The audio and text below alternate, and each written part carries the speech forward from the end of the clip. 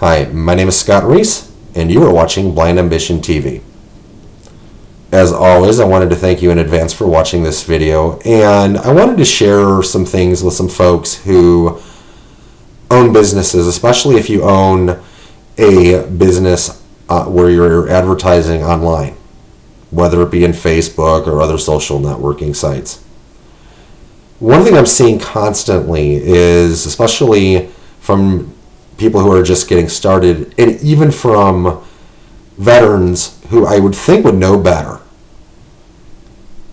is when I go and I look at these posts in these different groups, especially on Facebook, where people are wanting to get the word out about their product or their business. The first thing they do is they put some picture up and something about whatever the product or business is, and hey, join my business, hey, buy my product. What I'm not seeing at all is any rapport building. Honest answer, and obviously I don't mean to offend, but I'm looking at it from someone, not just from the business side in terms of someone who owns a business, but from the side of someone as a consumer, is pretty much when people are doing those types of things, it's tantamount to begging for money. Instead of asking people what they need or getting to know, if you own a business, instead of getting to know someone, I see too much of this garbage of a picture or whatever getting posted about, some status. Get to know people. Get to know what their product, or how your product rather, can help them out. Stories sell, people tell. We all have a story. Why not tell it?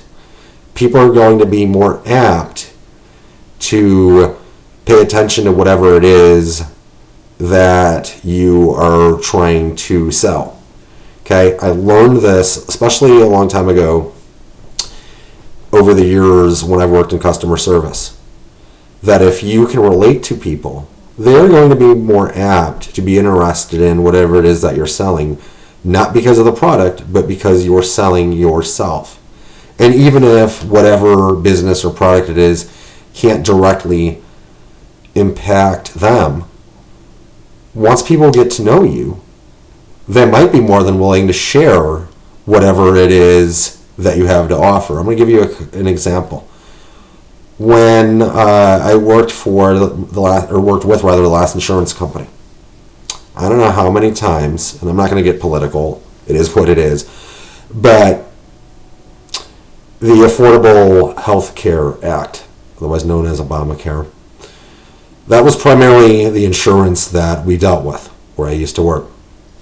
And it never ceased to amaze me how many times people would call in and they're upset about something with the marketplace where you sign up for your insurance, or they're upset with something with us over at the insurance company. Besides the fact that I would always take ownership and say, hey, look, it's my responsibility to take care of you the best I can, is I would talk with them during times where, let's say, there's a 30-minute, and that's being probably, that's quick actually, for people who are trying to deal with the marketplace. If you ever had to deal with the healthcare marketplace, you know that it can be a very annoyingly long ordeal when you're calling in. Hold times, you're lucky if you get in to talking with someone between 10 and 30 minutes. A lot of times you're going to have to wait longer.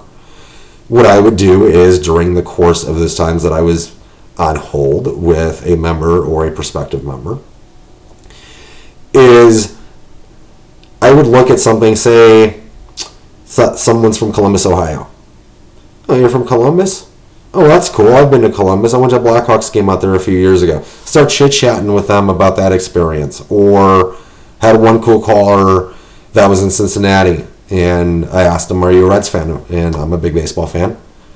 So we started chit-chatting about that. Not only did that make that call seem anyway a lot faster, it made things a lot smoother. By the end of that call, that member was extremely happy that we spoke. And before he and I did speak with the marketplace, he had threatened to cancel his insurance because he just wasn't happy about a lot of things going on. How did I keep him?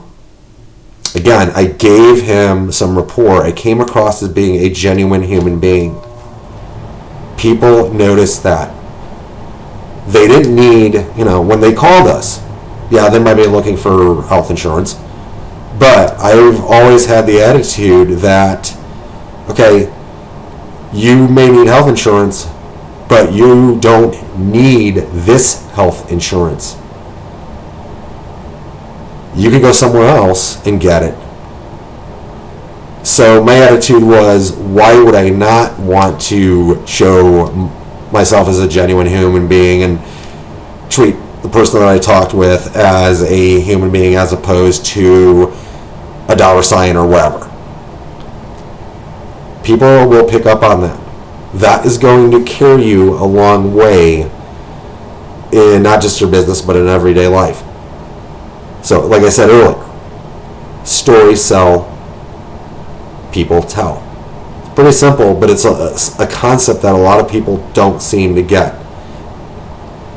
If you have any questions, comments, or concerns, as always, feel free to leave me a comment down below my video, and I'll be more than happy to interact. I enjoy doing that with each and every one of you. Until then, make it